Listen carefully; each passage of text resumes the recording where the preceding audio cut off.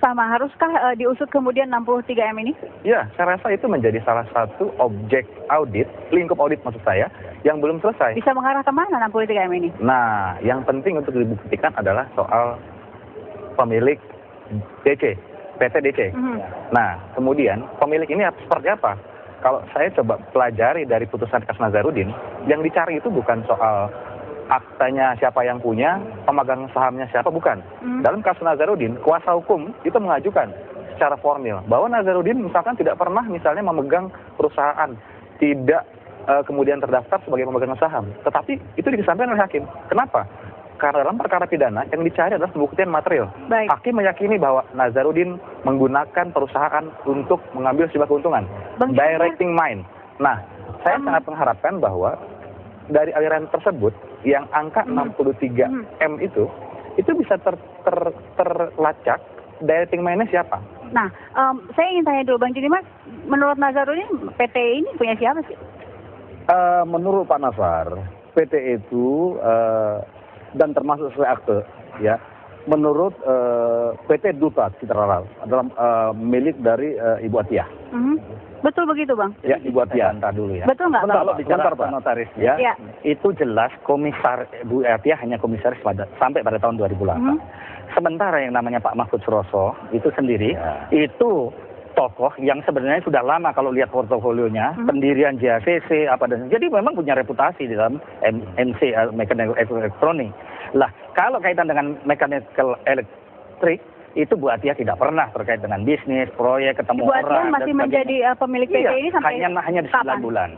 Dan tidak pernah aktif dalam perusahaan itu, apalagi ketika Mas Anas sudah ikut di dalam proses pencalonan sebagai Oke, sampai kapan Ibu Atiyah kemudian 9 bulan cuma, sampai 2009. Sampai 2009. Ya, 2009.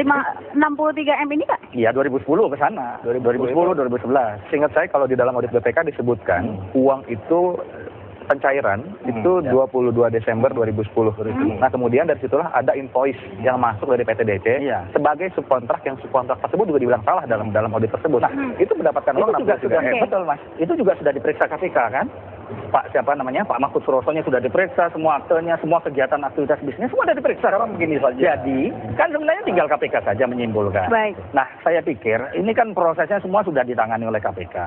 Hanya ada 2 prinsip yang harus bisa dilakukan. Pertama, ya, kalau kita menangani kasus hukum semacam ini, pertama Satria, dia jangan mundur, tapi juga jangan kabur. Oke, Bang Judimat ini mengatakan apa? Begini saja, ya, sederhana kok. Jangan mundur, tidak perlu di itu ya.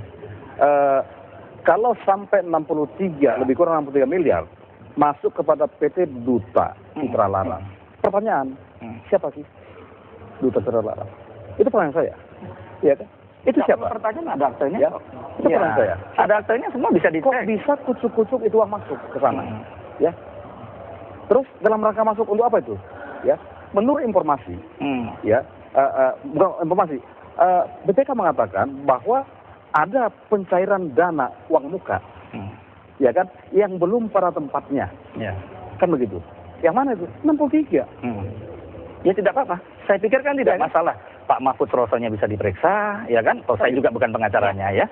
PT Duta Sari Citra Laras itu juga bisa diperiksa, terbuka aja. Tidak ada yang ditutup-tutupin. Iya, Bu Atiyah kan tidak lari kemana-mana. Bu Atiyah ada di tempat, ada di rumah. Pak Anas juga ada di rumah, tidak kemana-mana. Dan negara tidak perlu repot memeriksa beliau-beliau ini. Beliau selalu ada di tempat. Siap. Ada pemeriksaan apapun ya. Itu saja. Kalau saya menilai yang terpenting yang perlu dicontoh dari kasus Nazarudin itu adalah soal pemeriksaan itu tidak bergantung pada surat dan dokumen. Misalnya tadi disebutkan dia memiliki hanya 9 bulan tahun 2009 dan lain sebagainya. Saya rasa pemeriksaan itu tidak akan mengarah ke sana. Karena kan dalam teori pemidana itu dikenal ada real evidence dan atau dikenal juga dengan psychical evidence. Jadi itu bicara soal circumstantial evidence. Nah, bukti itu bukti seperti apa? Yang tadi disebutkan soal dokumen, kemudian soal surat, akta, itu bisa dikesampingkan. Ketika bisa dibuktikan oleh pengadilan, ternyata dia yang menyuruh, dia yang mengambil, dia yang menikmati, maka pada titik itu penting untuk dibuktikan kemana larinya uang 63M itu. Betul. Pada dua putusan itu, Timas Ginting maupun putusan Pak Nazar, itu 2 sudah digunakan teori itu. Baik real evidence, bukti yang bisa secara fisik diperlihatkan, maupun demonstratif evidence yang tadi. Bisa itu circumstantial, hanya bisa dilihat dari gejala-gejalanya. Nah, 2 hal ini sebenarnya sudah diuji. Dan Hakim Tipikor ini kan kita lihat secara komposisional tidak ada yang dissenting opini dan semua Abang, ya satu sikap ya, dan satu bulat menyatakan ya siapa yang harus bertanggung jawab ada bukti dialah yang apa lagi berbuat. sih yang dari Nazarudin dan belum sempat diserahkan ke KPK? Begini, kalau kita bicara bukti yang ada di Pak Nasar, ya, Pak Nasar tinggal mengeluarkan bukti kok. Pak Nasar hanya menunggu momen saja. Ya, momen dia tunggu. Kenapa dia tunggu? Nunggu apa lagi? Begini, ya, dia sudah bicara, ya kan, tentang A. Dia sudah kasih bukti permulaan tentang A. Tapi ini nggak jalan. Nah, akhirnya dia mengatakan saya tunggu aja dulu. Jadi ngapain saya keluarkan bukti sementara yang pertama saja belum jalan. Nah, itu satu. Yang kedua, semua sederhana sebenarnya. Nggak jalannya semua mentok di penyidik di KPK. Nggak jalannya di mana? Berhenti di situ saja. Baik. Ya. Artinya begini, ya. Kalau memang penyidik KPK itu ya betul-betul mau menyikapi secara cepat dan cerdas masalah ini, sederhana kok. Panggil Pak Nasar, ya. Panggil Pak Anas, panggil Pak Andi Malarangeng, konfrontir di sana. Bisa dilakukan itu ya? Boleh dong. Bisa, itu nggak masalah, Boleh. Mbak Indi. Pembuktian itu syaratnya hanya ada 3. Kalau bicara soal bukti, pertama, otentik tidak bukti itu.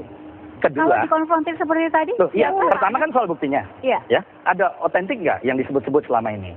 Ya, kemudian dia di samping otentik, baru kemudian relevan tidak? Baik. Autentikasi, relevansi, ini yang menjadi ukuran dari KPK. Jadi kalau ada orang menyatakan saya punya buktinya, terus kemudian KPK ataupun hakim menyatakan tidak, saya pikir ukuran relevansi, necessity, autentikasi itu pasti menjadi ukuran. Terakhir Apalagi dari hakim tipikal. Mas Tama. Jadi kalau hakim tidak percaya, ya sudah. Apalagi nama Pak Anas tidak ada dalam pembuktian, kenapa harus dipaksa Pak? Ya. Nah, disebut nama Pak Anas. Mas Tama, Kan begitu. perlukah konfrontir 3 pihak tadi itu?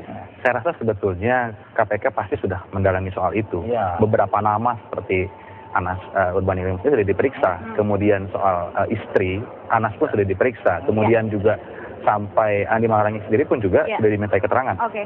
Artinya sebetulnya di situ sudah bisa disimpulkan. Apalagi semua temuan-temuan dari KPK itu semua dilihat. Semua prosesnya problem kok, dari mulai lahan tadi misalkan. Bahkan Bupati Bogor pun misalkan lalai soal AMDAL misalnya. Dan itu juga soal penganggaran juga dianggap masalah. Uang anggaran dari 125M meningkat ke angka 1,2 triliun dalam waktu 6 bulan. Baik. Saya rasa ini menjadi titik yang penting untuk didalami ke depan. Mudah-mudahan di akhir 2012 ini sudah ada titik terang dari kasus ini. Yang saya harap, ini. betul, saya terakhir. Yang terpenting itu adalah soal, menurut saya, soal penerapan konteks pencucian uang. Baik. Karena itu lebih relevan menurut saya di dalam kasus ini. Uang tadi yang Bang Firman, waktu kita habis. Scientific crime investigasi penting, tapi juga jangan hanya menyebut nama, tapi tidak ada buktinya. Ya, ini kan pendidikan hukum yang harus juga kita. Rp1 1 detik? Oh, enggak. Pak Nasar siap untuk dikonfrontir dengan Pak Anas dan Pak Andi Malarangeng. Baik. Itu saja permintaan. Ya itu tergantung KPK kan, kita nggak bisa mendikte Kita harus KPK, ini. KPK Terima lembaga kasih penegak hukum. Bapak-bapak Ya kan? bertiga, kami harus jeda dulu, kembali saat lagi.